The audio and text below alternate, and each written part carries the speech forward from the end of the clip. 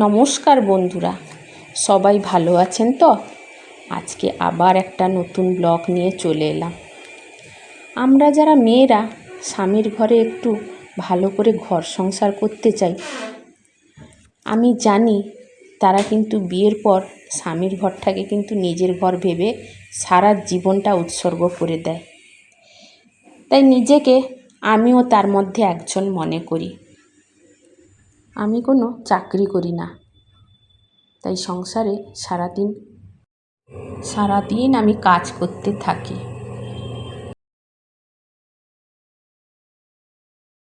কাজ করতেও ভালো লাগে, কিন্তু যখন শরীরটা খারাপ হয়ে যায় না, তখন হয়তো করতে পারি না বা করতেও ইচ্ছে করে না। কিন্তু শরীরটা যখন ভালো থাকে, তখন মন প্রাণ ঢেলে ঘরের কাজ করি। আমাকে একটু বসে থাকতে ভালো লাগে না। তাই ভাবি সারাদিন কাজ করে সময়টা পার করে দিব। এদিকে যদি বসে থাকি তাহলে নানা রকম চিন্তা মনে আসে, তাই সারাদিন কাজটা করতে থাকি, দিলে সময়টাও পেরিয়ে যায়। আর আমার দুটো সন্তান, ওদেরকে নিয়েই আমার সংসার। তাই আমি কখনো চাই না যে আমি যে কষ্টটা পেয়েছি আমার বাচ্চা দুটো পাক। তাই ওদেরকে সব কিছু দেওয়ার চেষ্টা করি, আর বাচ্চাদের সব কিছু শেখানোরও চেষ্টা করি। তার মধ্যে আবার ওরা দুজন কোনটা শিখতেও পারে আর কোনটা পারেও না। তাই এই যে দেখুন, আজকে ভেবেছি পুজোর আগে ঘরগুলো একটু পরিষ্কার করে নিব। তাই আমি ঘরগুলো সকাল থেকে উঠে পরিষ্কার করছি। আর ঘর আমার হচ্ছে রাস্তার সাইডে, এত ধুলা এত নোংরা হয় না, 2 মাস অন্তর পরিষ্কার করতে হয়।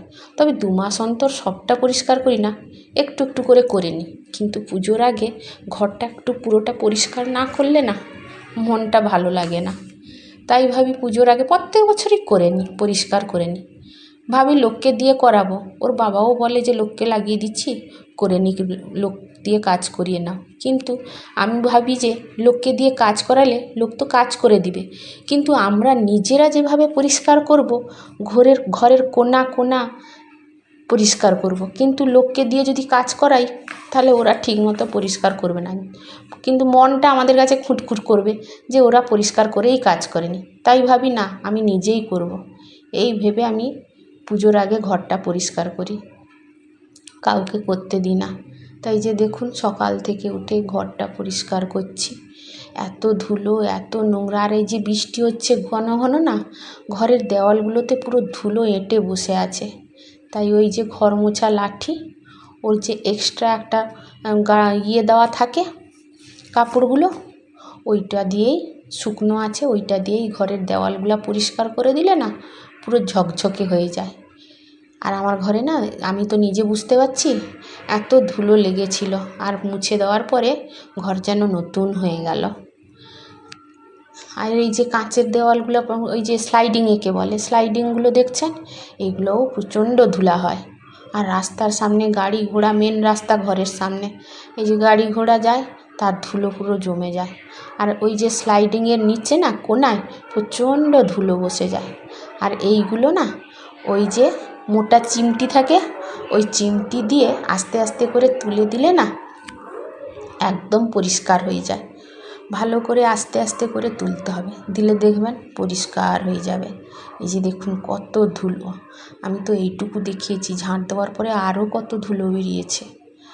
তো যাই হোক, এইগুলো পরিষ্কার করে দেওয়ার পর আবার বেডরুমটা একটু পরিষ্কার করছি। বেডটা একটু পরিষ্কার করে দিলাম, ওই যে ঝাড়াঝাড়ি করেছিলাম সব ধুলো বেড কভারের উপরে পড়েছিল, ওইটা পরিষ্কার করে দিয়ে এই যে ড্রেসিং টেবিলটা পরিষ্কার করছি। ড্রেসিং টেবিলটাতেও ওই যে সিঁদুর পরি, এই নোংরা হয়ে যায়, তারপরে মেয়েটা এসে সবসময় খুলে এটা সেটা করে রাখে, হয়ে যায়। আর কত পরিষ্কার করব, পরিষ্কার তো করতেই হবে। যখন একটু ফাঁকা পাই করে দিই, কিন্তু পুজোর সময় এই যে বললাম ভালো করে একটু পরিষ্কার করি।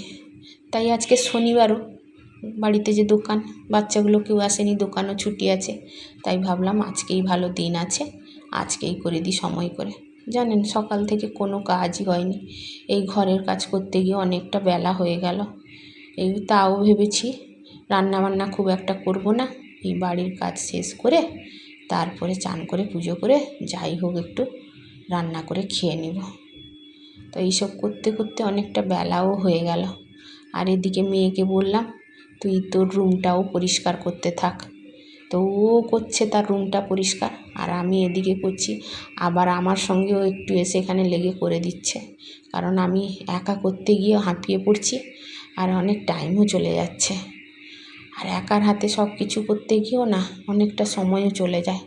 আর এদিকে ওকে বললাম ওই ফটো দুটো একটু ভালো করে মুছে লাগিয়ে দিতে, ওইটা লাগাতে গিয়ে দুড়ুম করে পড়লো চেয়ার থেকে। ওই যে টুলটায় দাঁড়িয়েছিল, টুলটা থেকে দুড়ুম করে পড়লো নিচে। আমি বললাম আর কিছু করতে হবে না, তুমি চলে যাও। এই যে পুরুষ মানুষের কাজ হচ্ছে এই। কিন্তু ও কি জানো তো, ও আগে সব কাজই করে দিত, আমাকে একটুও কিছু করতে হতো না। এখন বয়স বাড়ার সঙ্গে সঙ্গে সব কিছু যেন শক্তি হারিয়ে ফেলছে। প্রত্যেক মানুষেরও তাই হয়, কতদিন একটা মানুষ আর পরিশ্রম করবে। তাই ও খুব ছোটোবেলা থেকে পরিশ্রম করে আসছে, আর পরপর বয়সও বাড়ছে, এই জন্য বেশি আর পরিশ্রম করতে পারে না। তাই ওই দুটো ফটো লাগিয়ে দিই। ও যেই দুড়ুম করে পড়লো, পা মুচকে গেল। আমি বললাম আর তোমাকে করতে হবে না, বাকি কাজ আমি করে নেব। তো ও চলে গেল। বাকি কাজগুলো আমি এবার টুকটুক করে করছি। আর এই যে সোফায় বলছি না, রাস্তার ধারে বাড়ি, ওই জন্য এত ধুলো এত নোংরা হয় না, পরিষ্কার করতে করতে মাথা খারাপ হয়ে যাবে। যে সোফার কোনায় কোনায় গিয়ে ধুলো ঢুকে বসে আছে।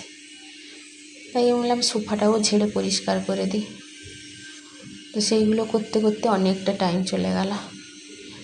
আমরা দেখাচ্ছি তো এইটুকু, জানি আপনারা যদি পুরোটা দেখেন কেউ দেখবে না, কারণ সকাল 8টা থেকে যদি বেলা 12টা 1টা পর্যন্ত একটা রুম পরিষ্কার করতে লেগে যায়, কে দেখবে তাহলে? তো আপনারাও যারা করেন নিশ্চয়ই জানেন কতটা সময় লাগে। তাই আপনারাও বুঝে নেবেন যে আমি কিভাবে ঘর পরিষ্কার করেছি। একটা রুম পরিষ্কার করতে একটা বেলা চলে গেল। যাই হোক, করতে হবে, পুজোর আগে করাটাই একটা বিরাট ব্যাপার। পুজোর আগে পরিষ্কার না করলেও একটু মনটা খারাপ লাগে, তাই একটু একটু করে সবটা পরিষ্কার করতে থাকি, যতটা সম্ভব হয় করে নিই। তাই এই যে পরিষ্কার করছি, মেয়েটাকে বললাম একটু এই বেড কভার একটু ধরে নে। ও ধরে নিল একটু, দিয়ে বেড কভারটা পাতিয়ে দিলাম।